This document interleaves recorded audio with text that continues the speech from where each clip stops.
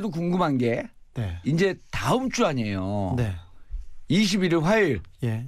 9시 30분 네. 박근혜 대통령. 네.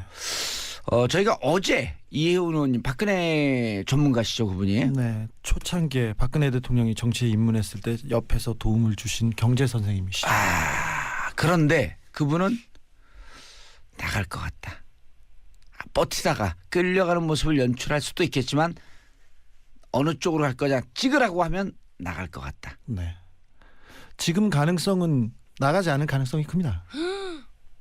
그래요? 네. 박근혜 대통령은 나가지 않을 가능성이 큽니다. 왜 그러냐면 검찰의 여러 예. 질문에 대해서 제대로 답할 수 있는 그런 준비나 그런 준비가 되지 않았어요. 사실은 예. 그런 문답 능력이 질문하고 문답 능력이 그리고 대화하는 능력이 예. 다른 사람에 비해서 굉장히 좀 오. 떨어진다고 저는 지금 취재해온 바로는 확신하고 있습니다. 네, 뭐 바로 빙글빙글 돌려 떨어진다 이렇게 얘기하면 아니요, 제가 박근영 씨와 박지만 씨를 제가 오랫동안 취재했는데 16년, 18년 이런 식으로 그 사회와 단절 그리고 친구와 단절, 주변과 단절된 생활을 계속 해왔기 때문에 박근혜 대통령은 자기가 대답하고 싶은 얘기만 하고 자기가 하고 싶은 말만 하는 성향이 있는데 그것은 그분의 성격과 특징이기도 합니다. 그래서 검찰 조사, 특검 조사를 계속 외면하고 그다음에 법원에 나가지 않았던 헌재에 나가지 않았던 가장 큰 이유도 주변에서 판단했을 때 박근혜 대통령이 얘기를 하면 도움이 될 게 하나도 없다는 그런 판단 때문이었습니다. 그래서 이번에도 가지 않을 가능성은 커요. 하지만 간다면 굉장히 큰 승부수죠. 간다면 네. 간다면 자 이런 거 아니에요. 박근혜 대통령하고 검찰이 하는 대화 수준이 네. 저하고 주진우 기자하고 대화하는 수준하고 좀 비슷하잖아요. 일상사에서 서로 각자 자기 얘기만 하잖아요. 아니 의원님은 그렇게 얘기하시지만 네. 저는 뭐 잘하죠. A에 대해서 질문을 던졌을 때 네. B에 대한 얘기를 계속 하실 거예요. 그리고 박근혜 대통령은 계속해서 자기 얘기를 할 거예요. 예. 감히 너희들이 나에게 이런 생각을 계속 하고 있었어요. 2002년도에 정몽준 국민통합 21 후보와 그때는 바깥에 창당을 하고 밖에 나와 있었습니다. 그래서 통합을 얘기할 때도 정몽준 후보가 얘기를 던졌을 때 박근혜 의원은 계속해서 자기 얘기만 합니다. 어떻게 우리 아버지를 이렇게 비난하던 사람과 같이 하는데 이게 말이 되나요? 그래서 다른 얘기를 정몽준 후보가 던지면 그것도 어떻게 우리 아버지를 비난하는 사람과 같은 자리를 하느냐 계속 그 얘기만 다 되풀이하는 거예요. 그래서 네. 질의응답이 굉장히 좀 엉뚱해질 가능성이 있습니다. 박근혜 대통령인 시절 몇 년 동안 많이 봐왔기 때문에 네. 사실 알고는 있지만 그 검찰 조사를 받을 때 변호인이 함께 하지는 않는 거예요. 같이 합니다. 하는데 대답은 대통령이 해야 돼요. 대답은 피의자가 직접 해야 되고. 보통 사람들은 이제 변호인 옆에 앉으면 상의하면서 잘 모르면 이렇게 물어보고 그러는데 그렇게 못하나 보죠? 근데 모든 걸 물어보고 대답할 수는 없어서 그리고 Q&A를 준비를 할 거예요. 예. 검찰에서 질문하는 내용을. 그런데 그거 말고 다른 쪽에서 좀 사적인 거나 다른 쪽에서 던져서 무너뜨리면 심리적인 부분이 무너지면 네. 이분은 말을 마구 할 가능성이 있습니다. 근데 마구? 그게 박근혜 자백이 될 수가 피의자를 있다. 발목을 잡아서 그래서 그게 굉장히 위험성이 큽니다. 그래서 이런 거는 대답을 제대로 하지 않을까요? 11시 59분 한 30초쯤 됐을 때 네. 점심은 뭘 드시겠습니까? 아니 그것도 제대로 안 할 가능성이 있습니다. 어떻게 대답해요? 박근혜 대통령은 위장에 큰 장애를 가지고 있어요. 그래요? 밥을 보통 사람이 먹는 거에 3분의 1 정도를 아주 천천히. 오랫동안 먹습니다. 1시간에 걸쳐서 먹는데 네. 그분이 혼자서 이렇게 텔레비전 보면서 TV를 보고 혼자서 먹는 것이 버릇인데 그래서 혼밥을 계속 하셨네. 그래갖고. 저랑 같으시네요. 그리고 뭐 당신이 대통령이에요? 저도 혼밥을 좋아하는데. 그리고 어떤 사람이 주는 반찬 그리고 어떤 음식만 계속 먹기 때문에 검찰청 음식 밥은 거부할 가능성이 커요. 노태우 전 대통령도 95년도에 소환됐을 때 네. 도시락을 싸왔다 그래요. 네.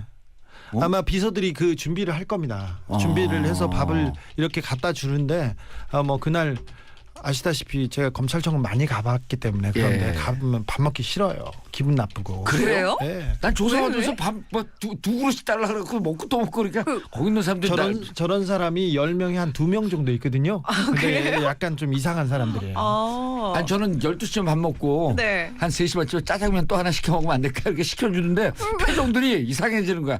아, 이 양반이 지금 감옥 갈지도 모르는데.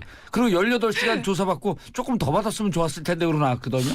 제가 박근혜 대통령 주변 그러니까 박근혜 대통령의 오촌 살인 사건을 보도해 가지고 그걸로 네. 구속영장이 청구됐었는데요. 아, 네. 죽을 뻔했죠 그러고. 뭐 죽을 뻔까지는 아니고 수갑을 차고 유치장에 갔었는데 네네. 그때도 저는 못 먹었어요. 밥을 못 먹었는데 밥을 못 먹는 그 유치장에 입감된 사람 중에 못 먹는 사람이 한두 명인데 예.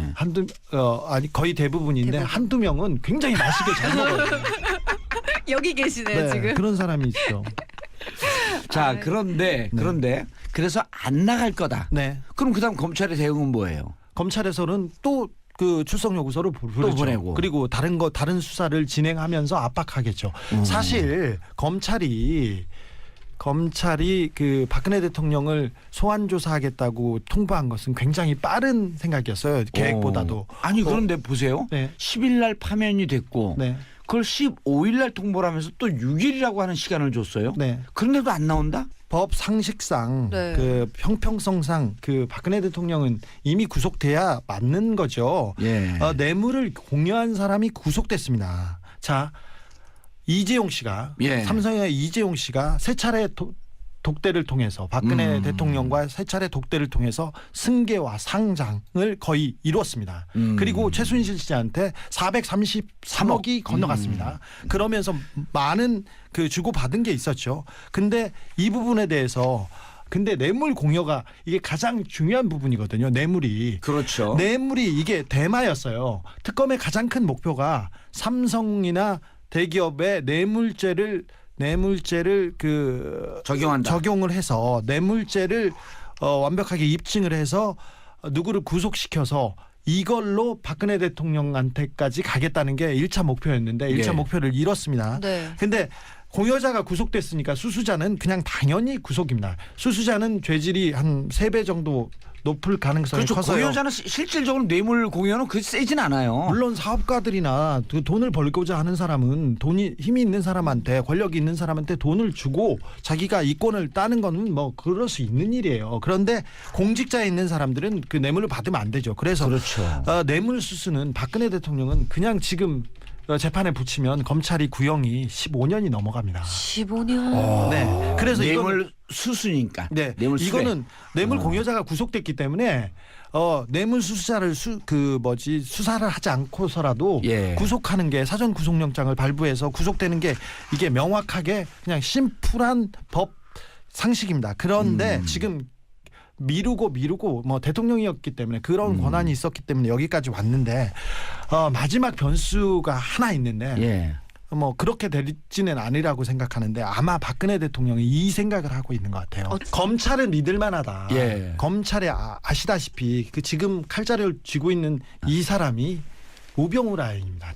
직계입니다. 지금껏 그래서 대통령에 대한 수사도 안 하고 뇌물 수사도 적용을 안 하겠다고 하던 분들이에요. 그러면 그리고 이번에 이영렬 지검장이 그냥 그 바로 수사를 맡고 나서 청와대 압수수색 안 하겠다. 다른 압수수색도 필요 없다. 이런 이미 얘기했죠. 증거가 충분히 있으니까 압수수색할 필요가 뭐가 있냐 이렇게 얘기했죠. 네, 이렇게 얘기를 했는데 그 부분은 뭐 수사의 정점에 와 있다. 예. 이런 뭐 각종 수사를 통해서 얘기를 했는데 네. 일단 기본적으로 자기가 믿을 만한 검찰이 있고 검찰에서 구속영장을 청구하되 박근혜 대통령을 세게 이렇게 밀어붙이면서 피해자로 만들어 놓고 구속영장을 청구하되 네. 그물코를 크게 엮는 거예요. 그래서 만약에 재판에서 무죄로 빠져나갈 수 있게. 영장이 한 번만 기각된다면 예. 네. 다시 치기가 힘들다. 구속영장이 한 번 기각된다면 특검의 정치성 그리고 나는 정치적 희생양이라는 말을 하면서 이번 장미 대선을 치를 수 있다는 여기까지 판단이 선 것 같아요.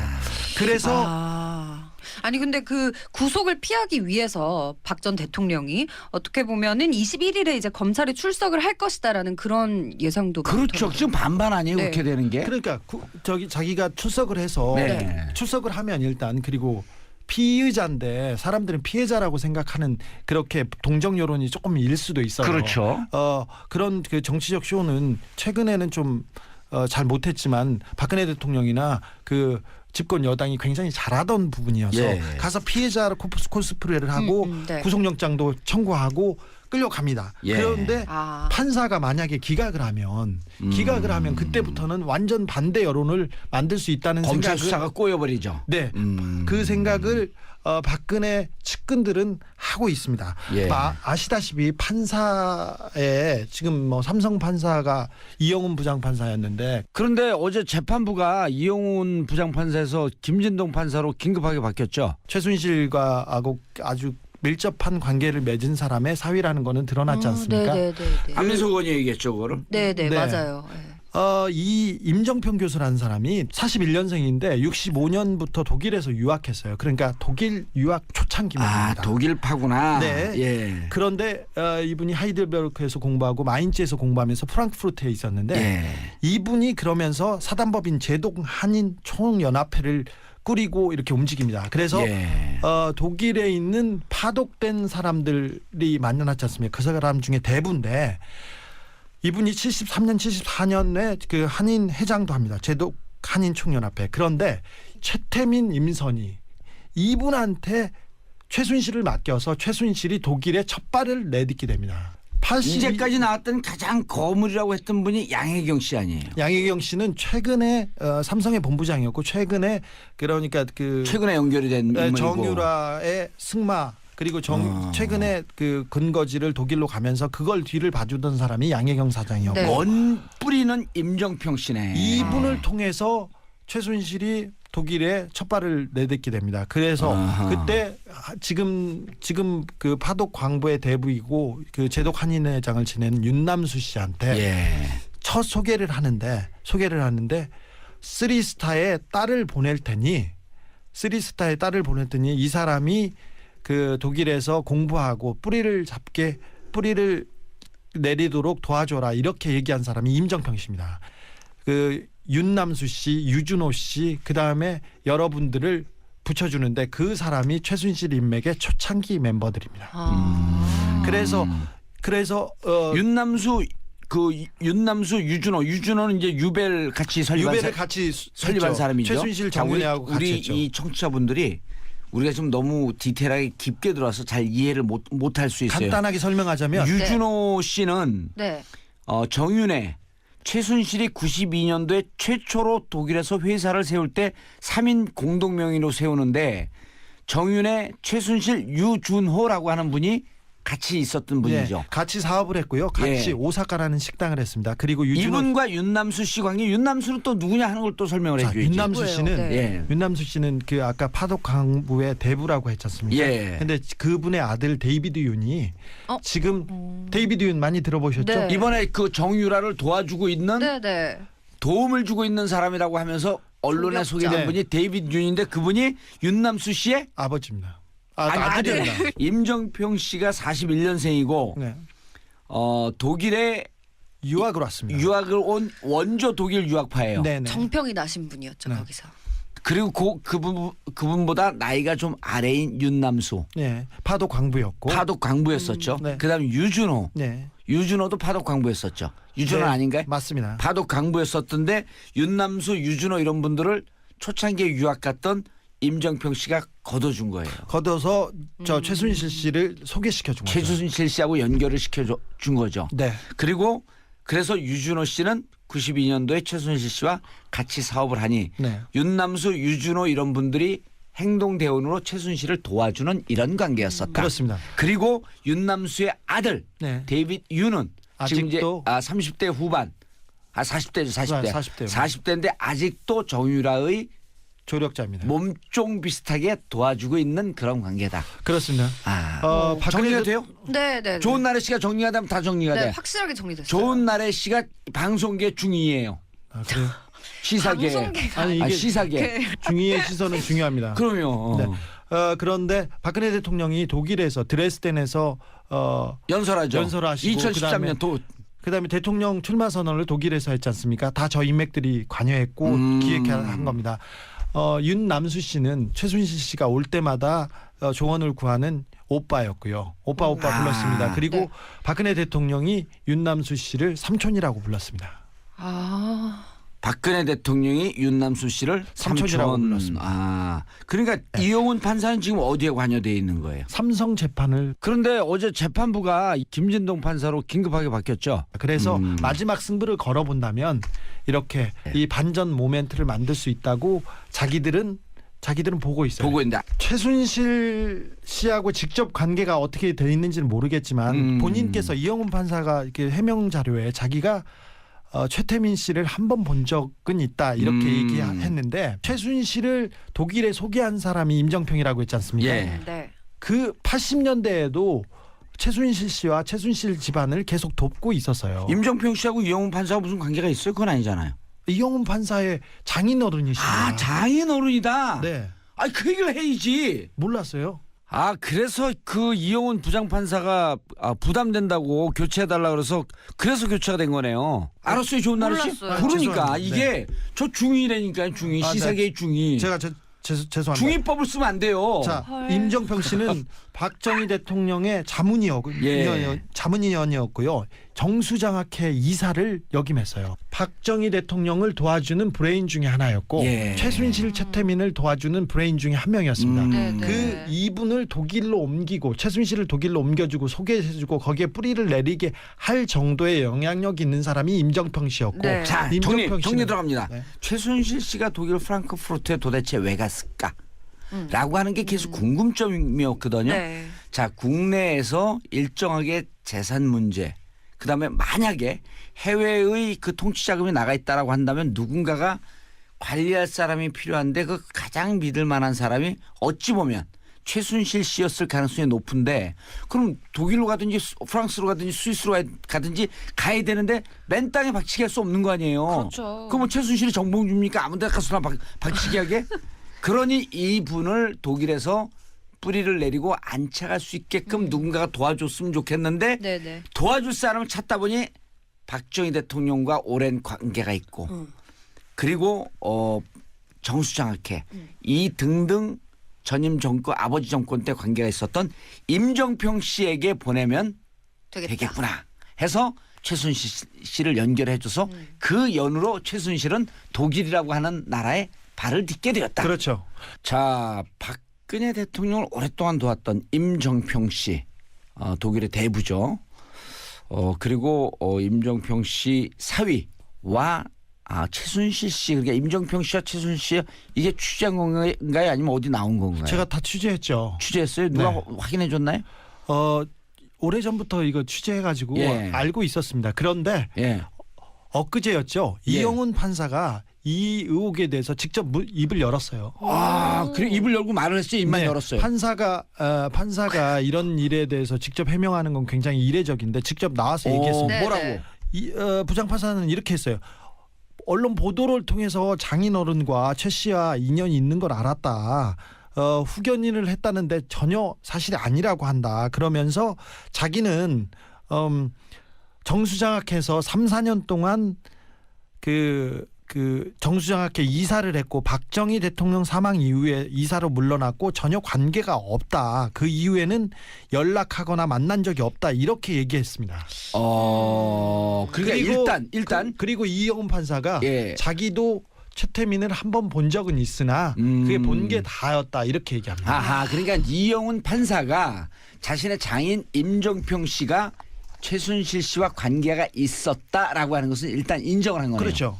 다만 그 82년 박정희 대통령 서거 이후에는 관계가 없다는 것으로 이것은 부인한 거고 요거는. 네, 박정희 대통령 서거 이후에는 관계가 없다고 하는데 여기에 좀 모순이 있어요. 야, 그런데 주 기자님. 네? 이게 만약에 82년 이후에 관계가 없다고 했는데 여러 가지 정황으로 만에 하나 네. 최순실 씨가 독일에 있을 때 임정평 씨하고 같이 있었다라고 하는 게 확인이 된다든지. 네. 제가 독일에 가서 그거 다 취재했습니다. 그래요? 네. 녹음 떴어요? 예.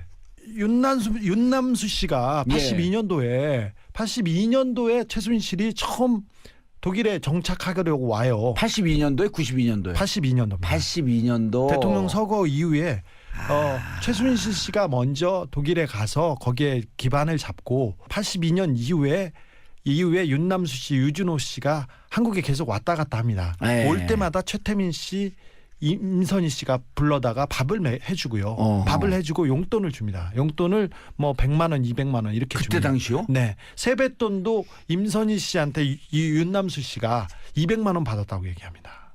그때 돈 200만 원이면 예. 간단하게 얘기하면 이렇게 돼요. 그때 200만 네. 원이면요. 그때 제가 대학교 때 등록금이 30만 원이에요. 네. 그러면 일단 그럼 일단 한 7, 8배 되잖아요. 근데 대학교 등록금이 전체 물가 대비 제일 늦게 올라갑니다. 최소한 2, 30배는 되는 거죠. 그렇죠. 최소한. 그렇다고 볼 수 네. 있는데 80년대 이후에 야. 임정평 씨와 최순실 씨의 관계, 최태민 가와의 관계가 드러나는 여러 정황들이 있습니다. 그래서 이 문제가 네. 그럼 이영훈 판사가 결국 삼성 이재용 재판을 맡았다가 결국은 김진동 판사로 긴급하게 바뀌었잖아요. 실질적으로 처음에 배당을 했을 때 조희연 판사, 그러니까 이재용 이재용 씨의 1차 영장 기각했던 판사. 기각했던 판사였는데 네, 그 네. 부분한테 배당을 했다가 지금 이번에 이영훈 판사한테 줬는데 이 33부가 이영훈 판사가 그 배당된 그 부가 이번에 처음 생겼어요. 근데 조희연 판사는 어쨌든 언론 보도에 따르면 네. 영장 기각했을 때도 그러고 이걸 내가 재판을 직접 맡는다는 게 부담스럽다. 그러면서 빠졌다라고 하는 네. 거 아니에요? 그렇습니다. 법원의 설명인가요? 본인의 설명인가요? 본인이 해명했습니다. 그런데 33부가 언제 만들어졌어요? 최근에 만들었고 최근에. 첫 배당입니다. 첫 배당이에요? 네. 합의부 아니에요? 그런데 첫 배당입니다. 그런데 어제 재판부가 이영훈 부장판사에서 김진동 판사로 긴급하게 바뀌었죠. 박근혜 전 대통령 예. 마지막 전투를 노리고 있습니다. 검찰은. 모든 화력을 다 집중하고 있습니다. 그런데 검찰이 열심히 해줘야 되는데 특검에서 기소한 것이 아니기 때문에 특검에서 기소한 문제들, 예를 들어 최순실을 뇌물죄로 기소한 부분은 특검의 공소 유지를 위해서 특검 검사들이 들어가서 재판을 하겠지만 네, 그렇습니다. 박근혜 대통령 특수본 2기 특수본 아니에요? 그렇죠. 검찰 측에서 예. 치러야 되고 아니 칼자루를 일단 쥐었고 수사 자체도 그럼 그거 깊게 못 들어가겠네요. 그런데 특검이 워낙 잘해놔서요. 아하. 특검의 기본대로만 하면 예. 13개 혐의에 대해서 박근혜 대통령의 혐의를 이렇게 써놨는데 예. 뭐 기본이 아니라 별다른 변수가 없는 한 구속이 되는 거는 그래서 이번에 어쨌든 이제 21일 9시 30분은 주 기자님 판단은 안 가고 안 갈 가능성이 큽니다. 그런데 간다면 예. 박근혜 대통령의 노림수는 검찰이 헐거운 기소를 하고 예. 만약에 구속영장을 한 번만 기각시키면 이 분위기를 반전시킬 수 있다는 노림수가 있어서 가는 거라고 생각합니다. 아하. 이번에 가서 수사를 받는다고 해도 바로 영장을 치는 건 아니잖아요. 구속영장. 바로 영장을 치지 않고 예. 사실 검찰이 공을 넘겨서 불구속영장으로 구속영장을 쳐야 마땅합니다. 불구속 기소로. 네, 근데 불구속을 기소를 해서 예. 재판부한테 판단을 받게 하는 게 예. 수순인데 아까 그 박근혜 대통령의 노림수는 크죠. 알겠습니다. 네.